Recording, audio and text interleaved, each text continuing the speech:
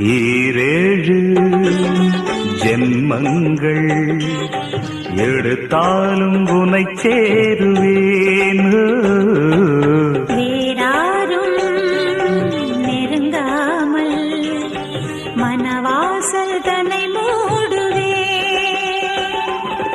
உருவானது நல்ல சிவரஞ்சனி, உனக்காகத்தான் இந்த கீதாஞ்சலி.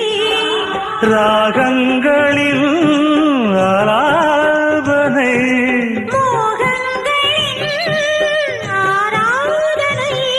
உடலும் மனமும் தழுவும் பொழுதில் உருகும் ஒரு ஜீவன்தான் உன் பாடல்தான் ஓயாமல் இசைக்கின்றது.